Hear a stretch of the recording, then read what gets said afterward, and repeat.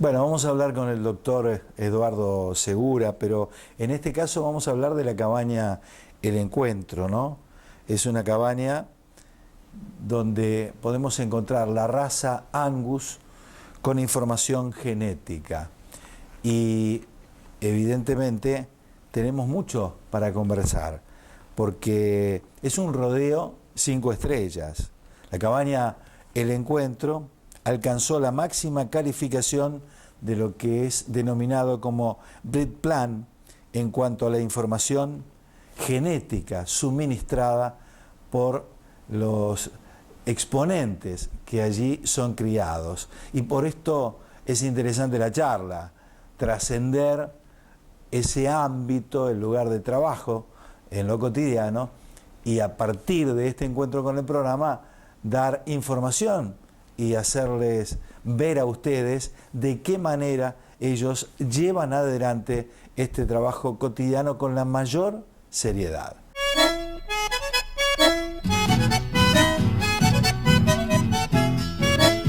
Donde llega la carne argentina, la quieren todos. Es un artículo de calidad. Es pretendida por todos en Europa. Claro, lamentablemente hasta hace poco, hasta la época de Kirchner, la carne ha tenido en la Argentina siempre, desde hace muchísimos años, un valor político. O sea que los políticos siempre querían tener la carne muy accesible, inclusive hasta favorecido por la Unión Industrial y todo eso, que prefieren tener la carne barata para pagar menos sueldo y entonces subsidiar la industria. Pero la carne ahora, en este momento, por suerte, gracias al aumento del consumo de pollo y de cerdo, ha perdido un poco de ese valor político de precio, ¿no es cierto? Sí. Y bueno, va a permitir que los precios lleguen a donde tienen que llegar y listo, y acostumbrarnos nosotros a comer la mayoría de cortes que no se exportan, por ejemplo asado o paleta o toda la parte delantera del animal, que si el animal es bueno es excelente, ¿no? Y si lo único que se exporta es la carne tercera. Claro, lo que llama el corte pistola, que son el bife ancho, el bife angosto y el cuarto. Usted aparte tiene otro hobby. Usted tiene una cabaña. ¿Cuándo Sí. nace la cabaña y por qué? A mí siempre me gustó la parte de genética y hacer toros, que lo hacía en campos de mis clientes, ¿no es cierto? Generalmente era para uso, una pequeña comercialización y uso personal y demás. Pero a raíz de un campo que recibió mi señora, que tenía una parte agrícola y una parte ganadera, decidimos hacer en lo que es la parte ganadera, hacer una ganadería con intenciones de que fuera una ganadería con valor agregado. Como a mí me gustaba el tema, empezamos en el año 2002 aproximadamente, comprándole vaquillonas de terneras, mejor dicho, de cabaña Buen Retiro del doctor Vergara, que ya estaban en el Breed Plan, que es el sistema de evaluación genética australiano, y bueno, y ahí empezamos con ellas y empezamos a trabajar con ese sistema, que es lo que continuamos hasta ahora y que nos ha dado muy buen resultado. ¿Qué genética están trabajando? No, genética cualquiera. Cualquiera. Cualquiera. Ahora estamos trabajando con mucha genética americana, o sea, porque los animales que nosotros pretendemos hacer tienen que ser animales rústicos, que se adapten a la zona de cría. Y el Angus es rústico. Sí, pero por eso, pero no todo.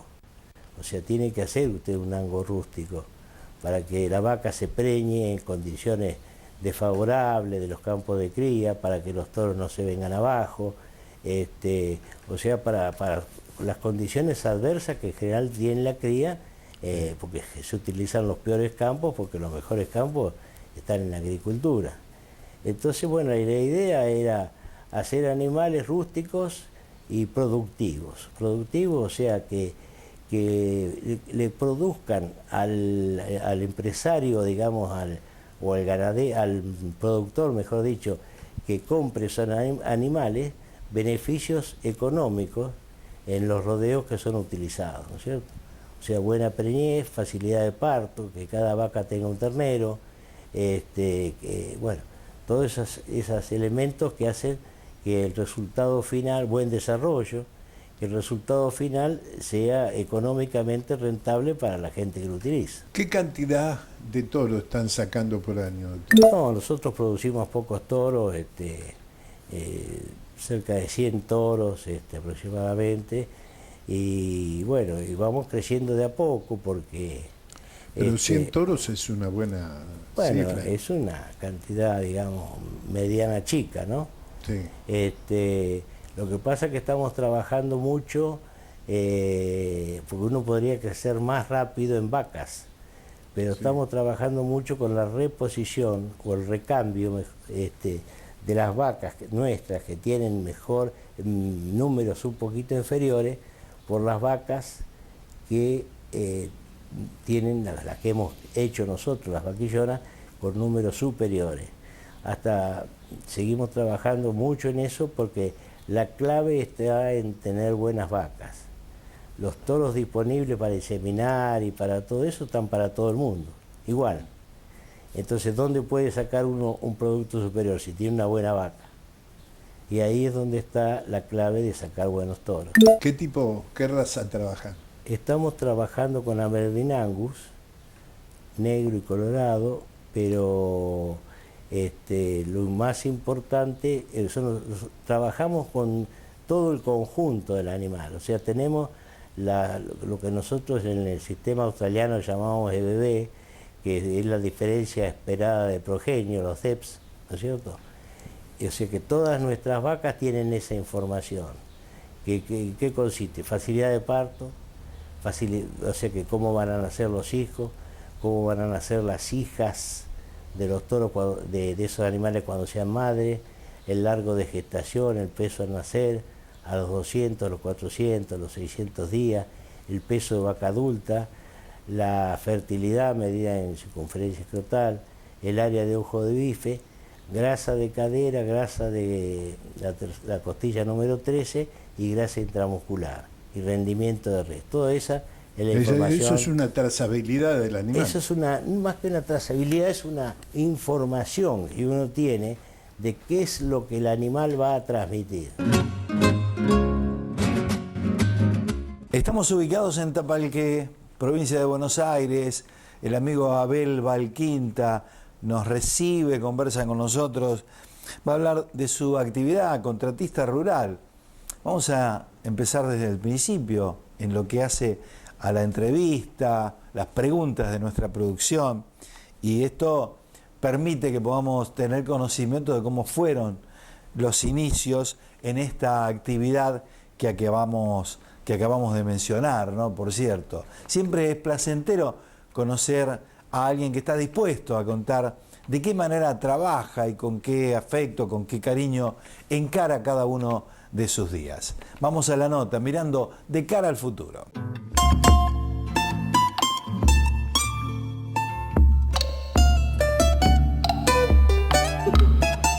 ¿Cuándo nace el deseo de ser contratista? Papá siempre le gustaron andar con los fierros y bueno, él tenía una cosechadora vieja.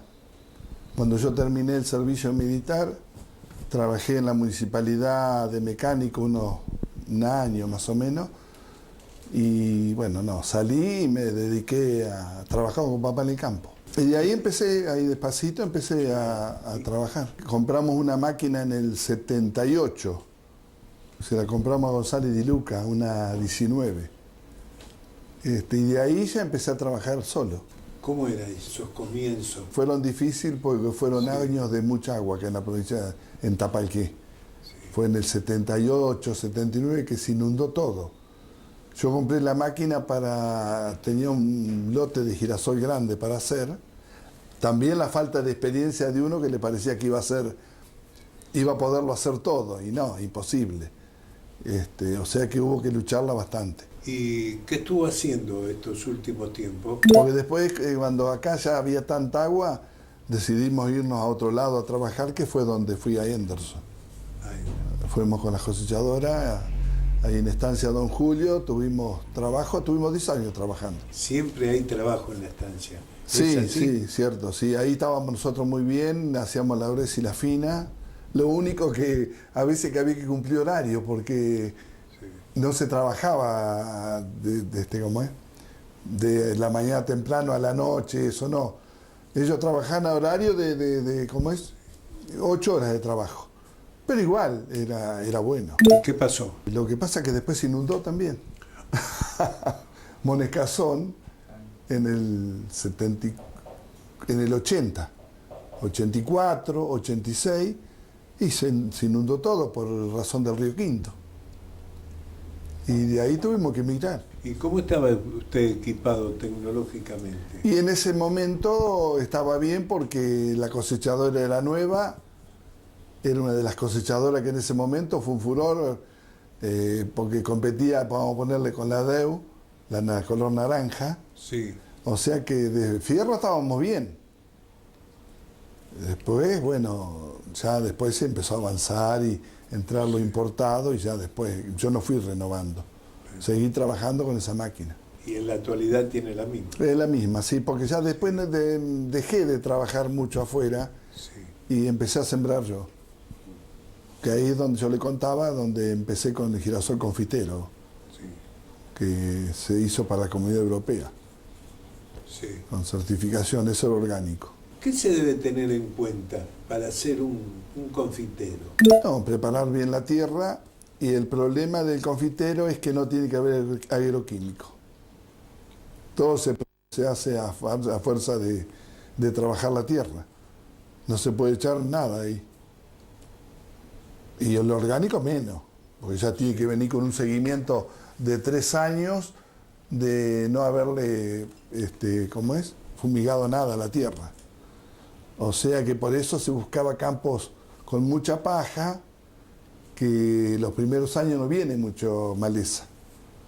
Y ahí se podía defender mejor uno. Claro, es todo completamente distinto a lo que es un contratista rural que está trabajando. Sí, que tiene toda la tecnología, que usted Sí. trabaja con herbicidas, todas esas cosas. No, es difícil el orgánico, es difícil. En el caso de hoy, una rama negra, ¿qué pasa? Y es difícil matarla.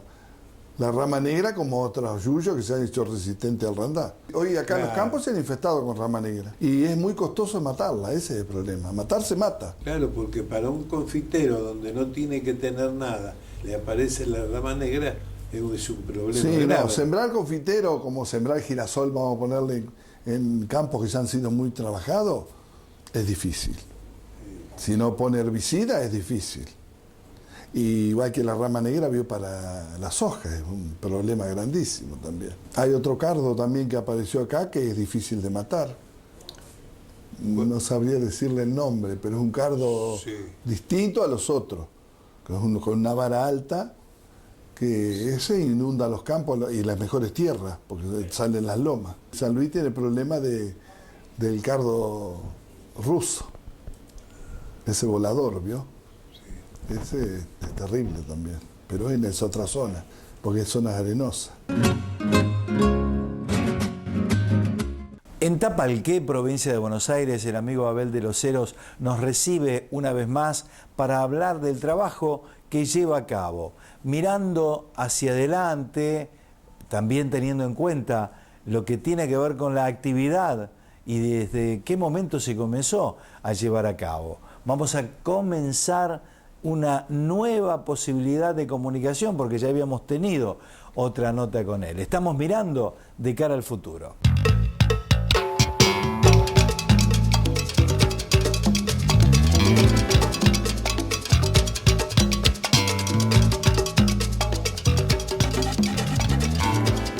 ¿Ustedes visitan exposiciones? Sí, siempre nos damos una vueltita por la exposición madre que es la de la Sociedad Rural de Buenos Aires. Sí. Pero también visitamos exposiciones locales, inclusive ahora en el mes de octubre tenemos una exposición que es la Sociedad Rural de Tapalqué, que hace varios años que venimos tratando de implementar una plaza en el Aberdeen Angus. La realidad es que el partido de Tapalqué se comporta últimamente de una forma diferente, la realidad geológica de Tapalqué muestra un partido fino y largo, con lo cual tiene contactos con distintos otros partidos, y al hacer tan largo hay contactos tanto del sur o como del norte o este del partido, que tienen más contactos con otras localidades. Por ejemplo, los del este trabajan mucho con Las Flores y los del oeste mucho con Bolívar o Olavarría. Sí.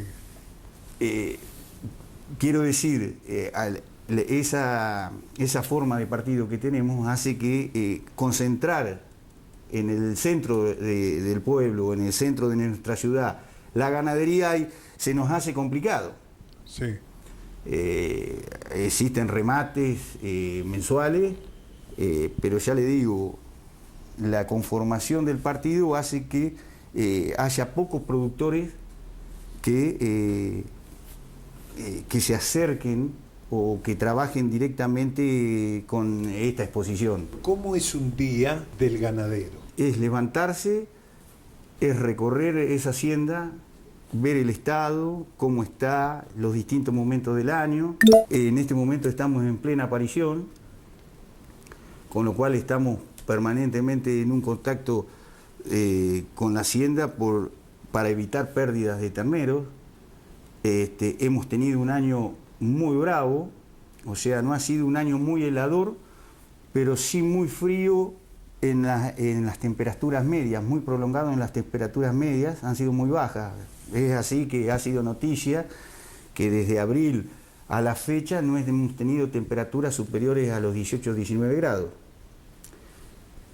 Hemos tenido un verano que últimamente se viene dando, no tenemos lluvias parejas a lo largo del año, sino tenemos lluvias concentradas de muchos milimetrajes en un momento del año y luego una seca prolongada y de vuelta una lluvia, con lo cual esta zona no se adapta bien a ese sistema de lluvia.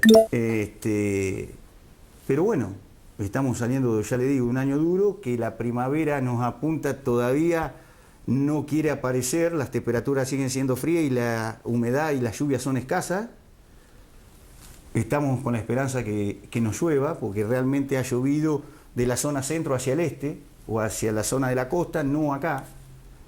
Y bueno, esperando que la primavera aparezca de una vez por todas. Pero el campo es así. El campo es así, y somos los primeros en entenderlo, y somos los primeros en tratar de buscarle la solución a esos problemas. Es la madre naturaleza. Sí, señor. ¿Cómo ve la determinación del señor presidente con el campo? Yo la verdad que tengo mucha esperanza, en primer lugar, con este tipo de gobierno.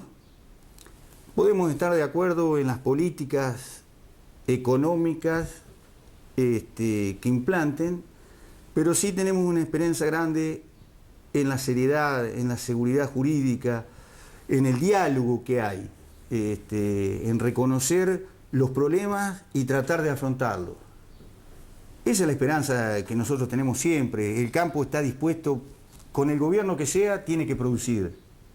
No hay ganadero que si no le gusta el gobierno dice hoy no trabajo.